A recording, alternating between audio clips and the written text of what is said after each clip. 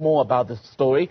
Bring in Advocate Romeo Nthambeleni, who's joining us to talk about the first day of Advocate Busisiwe Mkhwebane's appearance at the impeachment inquiry that will determine whether or not she's been a fit and proper person to hold the office of Public Protector in South Africa. Advocate, a very good evening to you. Your initial thoughts having heard today's comments by the Advocate. Okay, good evening, Thambekile, and to you and the viewers, and thank you for that question.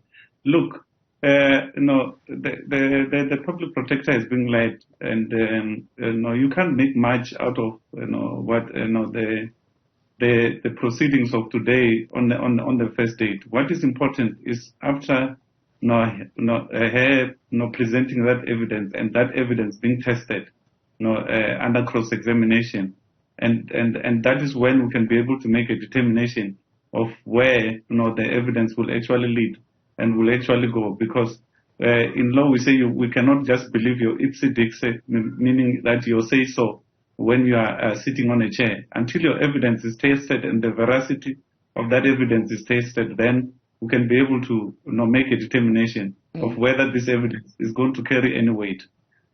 So working against Advocate Mkhwebane is a list of very mainstream, high-profile investigations where she's had her findings and reports basically overturned by the courts, and that is what has been used in the argument to prove that she's not been, or rather that she's not fit to hold office as Public Protector. She says she's been persecuted from the very beginning, has not known peace because she went for the untouchables.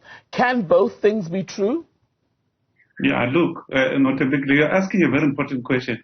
Those remain allegations until they're proven and tested, and you cannot be looking for things without evidence. So you must present evidence of the allegations that you're making about those allegations and how they relate to your work.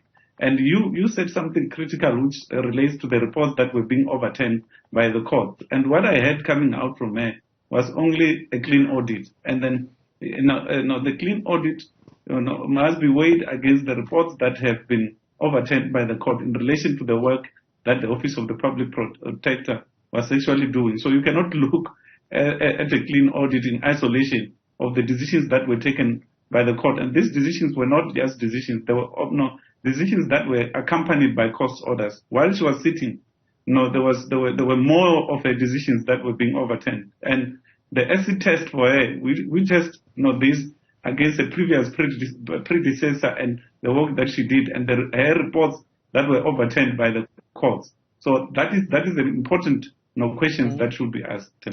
And she's also gone back today to the argument that she was suspended basically because she had started work, an investigation into the Phala farm saga, the theft of foreign currency at President Ramaphosa's farm. Now, a high court where she'd gone to challenge her suspension had said in the Western Cape that there was reasonable grounds for that timeline to be questionable as far as when she sent the questions to the president and when he ultimately announced her suspension. How critical is that aspect of evidence going to be in these proceedings? Will it matter much? No, I don't think so. No, not in the grand. Let's not forget that the very same judgment that we're speaking about was overturned. And, the most important question is that in the grand scheme of things, will it matter? And the answer is no. No, because what we are looking at is the work that you were doing in the office and your fitness to hold office as a fit and proper person. So you cannot link it to your removal on the basis that the timing that was done by the president was untoward. So that is very, very much important. The whole body of work of what was being done is what the committee is going to look at, and look at the evidence and the evidence that has been submitted, and that is what is going to count at the end of the day.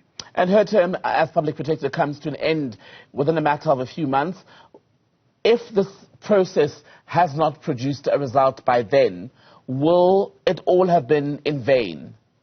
Yeah, absolutely. You're quite correct. Obviously, it would have been overtaken by events. There must be a conclusion before the term of office actually expires. So that is what is important to make clear, that this work is concluded, and then there is some finding that is sent, and then a determination is made before the term expires, because that it will render the whole process redundant. Advocate Romeo Nthambeleni, good to speak to you as always.